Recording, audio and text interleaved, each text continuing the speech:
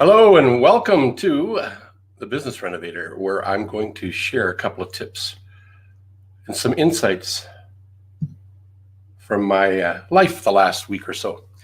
But before I do that, what I wanted to do was take a quote out of Customer Delight, Brian Monahan's book, that I'm a big fan of, and I like to start off each one of these sessions with one of those. So today comes from Sir Richard Branson. He's the father of the Virgin brand, and I believe he dropped out of school and had dyslexia, and he's a billionaire, and he has a positive impact on the world. Actually, there's a story about Sarah Blakely, and maybe another time I'll tell you about it. That's one of her biggest fears. Two big fears of hers are fear of flying and heights. So what does she do? She joins Richard Branson, and it's a reality show, but they don't vote you off or fire you if you fail to follow through on the task at hand. And this task was to go from one balloon to the other, hot air balloon. I don't know how many hundreds of feet they were up in the air, but knowing Richard Branson, they're probably quite high. And you had to walk from one to the other over an I-beam. Well, she failed to be able to do that. So the penalty for not doing that would be to climb a rope ladder to the top of the balloon that they originated in and have a cup of tea with Sir Richard Branson. How do I know that? I studied Sarah Blakely. If you watch her YouTube videos, you'll hear her talk about that when she's being interviewed by other podcasters. It's quite fascinating. Amazing young woman, self-made billionaire in serving women. So, Richard Branson, I can honestly say that I have never gone into any business purely to make money. If that is the sole motive, then I believe you are better off not doing it. That's Sir Richard Branson. I kind of believe that a lot. Brian's take, that's the author of this book that we see on the screen. According to a billionaire, if your only reason for pursuing a business is to make money, he recommends not doing it. What does that say about your job or your organization? Are you doing it just for the money? If so, it might be what is holding you back. I suspect Sir Richard Branson found his insane success through the insane focus on creating a difference in the world. He's not only monetarily wealthy, but he is also spiritually wealthy. I believe the latter is the catalyst. Find something that you love, delight your customers, and create a wealth of spirit. Well, that's almost enough for the whole time here with you today, but not quite. I wanted to show you one of the books that I've got of Richard Branson's. It's called, I don't have a screen capture of it, so let me get this one off the screen so that my buddy Bruce won't have to tell me that I blocked my face. So this book here is called Screw It, Just Do It. It's Richard Branson's philosophy to life. But I tell you, sometimes having that attitude, for me, is a challenge. And the last few days, I have some interesting ups and downs. Some great opportunities are coming my way. So this is not a Debbie Downer or Donnie Downer or anything else like that. But, you know, we're human. And when being human means that we have our peaks and we have our valleys and we have the middle ground. Middle ground is not a place to be in. Wallowing down in despair for a long time is not a great place to be. I'm sure we've all been there to a certain degree. Some people are there longer than others. And I wanted to talk about some of the things that I have done to help me raise myself back up to a level of vibration that makes sense and allows me to get shit done. Helps me live a better life towards screw it, just do it. And a couple of things I do to help me in that space is read, watch a ton of YouTube content because there's a ton there. Probably I don't watch a ton, but there's a ton to watch. And I'll do a deep dive and study and listen to what some of the people who've come before me have done. And in that, it inspires me to then do the other thing that I do, and that is journal, capturing my thoughts and ideas about what's going on for me right now. There was I don't know if I got the whole quote here, but if I want to be me, if I want to be free, I've got to be me. And there's a longer version of that I haven't written down, but basically that's the premises of it. If I want to be free, I got to be me. I can't be you. I can't be my aunt or my uncle, my brother, my sister, my nephew. But you know what we can do is we can leverage the things we like about the people that we think of. Like Lou Tice for me is one that I like to emulate. I don't want to be Lou Tice, but I do like some of the things he does. I like some of the things Pete Carroll does with the head coach of the Seahawks. I also like some of the things a good friend of mine that I met this year, Kellen, does. Her energy and her passion for supporting people is just amazing. Now, do I want to be the gal or guy that creates cards that wow? No, she does that. It's not my wheelhouse. But her philosophy and her energy and her support for people in her community is fantastic. Do I want to be fascinated with pizzas? No, pizzas aren't really good for me, too many, because of health restrictions. But Eric Bam, who's changing the world one pizza at a time, I was going to say not that he makes pizza, but that's not true. He does make pizza. But he's helping the people that make pizza for all of us in North America to provide a better product. He's so passionate about that. It's amazing. I'm going to miss some people on out, and I don't mean to do that, but if I've missed you, it's not that I don't think of you. Just I hadn't thought of you at the moment. Tim has a company where he's taking people's messages and making it look wonderful, beautiful, and helping them get their message and their brand out there. Tim Lord. Paul Hickey, who's a fellow who I met this year through the changes that we faced because of the COVID-19, former pro football player in Canada. Interesting dude, lots of passion, lots of energy and enthusiasm, and some great stories. And the people that he's helped me get connected to, it's been fabulous. So thinking about those people is kind of a way to get lifted up. The other thing is I held up my journal is to capture the thoughts and ideas, and not just the good thoughts, some of the bad thoughts. One of the things I got out of today's session that I was listening to, perception.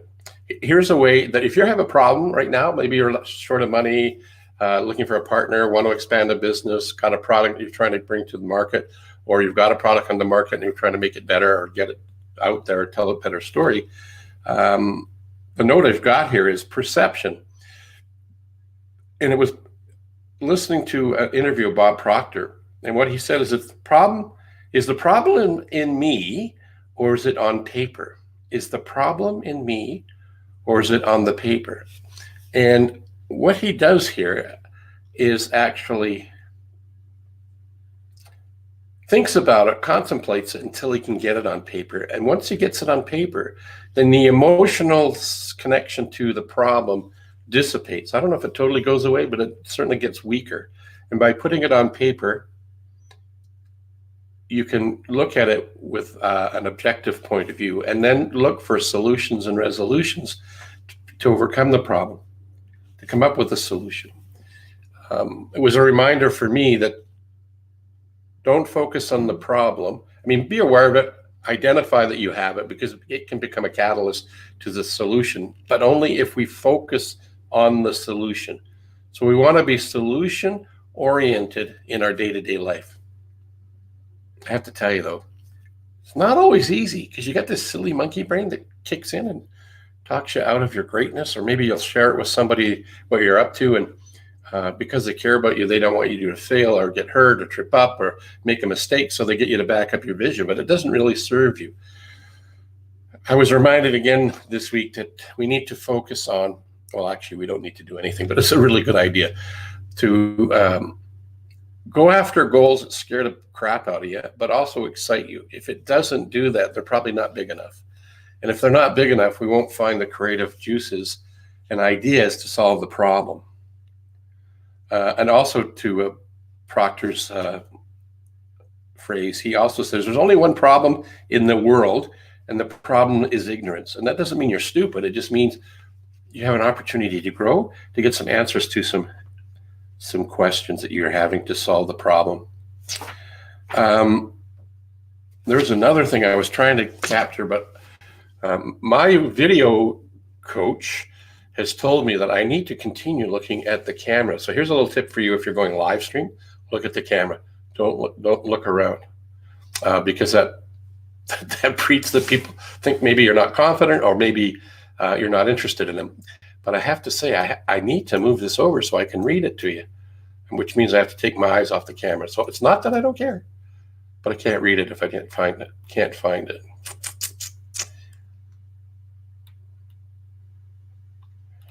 And what I was trying to find, I can't seem, it's not popping out like I thought it would. Oh, well, that's too bad. I'm going to paraphrase it because it needs to be edited. I used an app to transcribe it. So basically what he's saying is that we as a population individually see how everybody else is doing a wonderful job, and we're impressed by what they do, but we doubt and don't see the potential in ourselves to be able to grow into and do, not to be that other person, but what's the magnificent thing that we want to do? What's the big challenge we want to do, but we can't do because we talk ourselves out of it? That's the premise of it. And there's a Earl Nightingale audio, which I believe is called The Magic. I wrote it down. It's called The Magic Word. And the magic word is starts with an A, and the magic word is attitude. So thinking of an airplane, you know how airplane's nose goes up or goes down? In a pilot's vocabulary and mindset, up attitude is positive, down attitude is negative in terms of flying. So if you take that towards your goals and what you're chasing, if you set a goal and then start to move towards it, that means you have a positive attitude towards the goal. And if you're doing nothing to move you towards the goal or moving away from the goal, that's a negative attitude. So we really don't have the attitude towards the goal until we set the goal. And then how we respond to the goal dictates what our attitude is. Hopefully that makes sense when you hear that. Moving towards your goals is a positive attitude. Moving away from your goals is a negative attitude. Hope that helps you understand Earl Nightingale and Lou Tice's definition of attitude, and maybe it can help you. Hey, there's Kenneth Mayberry. I believe he does pizzas. I believe he does. I think he even knows Eric Bam, the guy who helps pizzas become high quality stuff. Hey, and I appreciate the comment there, Kenneth. Much appreciated.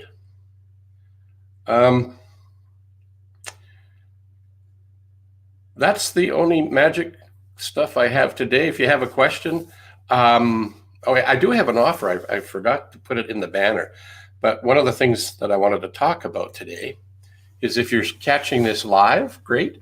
And if you have to catch it on the replay, put hashtag replay that you've seen it. But one of the things I'm doing is I have a fairly big, hairy, audacious goal.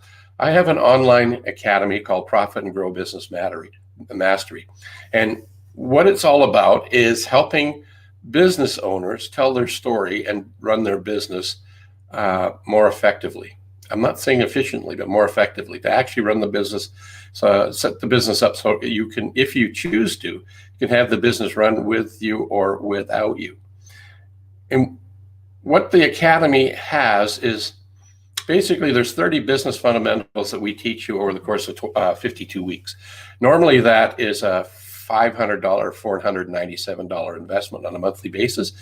But what I want to do is populate it with 100 small business owners that are looking to make a difference in their lives and in their business, and learn what their market dominating position is. What is it they do that nobody else does in their area or in their marketplace that really differentiates them, and helping them learn to live their business life with that mindset. And the reason for that is if you're able to position yourself with your market dominating position, then you don't ever have to compete on price anymore. You can eliminate discounting, and you can grow your brand and grow your profits. And with your profits, that doesn't mean you're greedy. That means that you can do more in your community, because most of the entrepreneurs I know, support their community quite well. If there was a way that you can earn more money and work less in your business and not be stressed out and live the life that you thought you would like to have when you started your business, wouldn't it make sense to learn how to do that? So what I'm offering is access to Profit and Grow Business Mastery, an online academy, an e-learning system, and then it turns into a community because I'm going to cap it at 100. So we have 100 like-minded people that get together, and we'll also have at least one mastermind a month, might be more depending on the interests of the people, and it'd be from all over the world where they are watching this. So if this appeals to you, or if you know somebody this might be of interest to, share the word out there. Share this in your social circle. Let's make a difference, one business at a time, but let's do it together as a team of masterminders. The idea that is based on is out of the book Think and Grow Rich. Napoleon Hill interviewed 500 people that were successful business people in our own right. Yes, many, many years ago, but the principles still work today. Like if you were to, if I was to take this mouse, I'm not going to drop it, but if I was to let it go, it would fall. Gravity is older than dirt, and it still works today. So what I encourage you to do is, if you don't want to join Profit and Grow Business Mastery, start your own mastermind group. But the idea behind this is that we have the power of many to support each other. And who knows what this will evolve to become for everybody that's part of it. So it's only like $97 a month investment, or you can pay annually at $9.97 and get the year for, well, you actually like getting 2 months free, right? Anyway, you don't have to sign up. You can still join me on the live streams when I'm on most mornings. I skip Tuesdays usually, but I'm here every other day. And if you want to catch a replay of this, you can go to coachphil.ca and go to the third tab from the left and catch my blog posts, because these usually show up there. They're also on YouTube and in Facebook. So that's all I got for today. Kenneth, thanks for being here. Appreciate it, buddy. We'll talk to you guys tomorrow.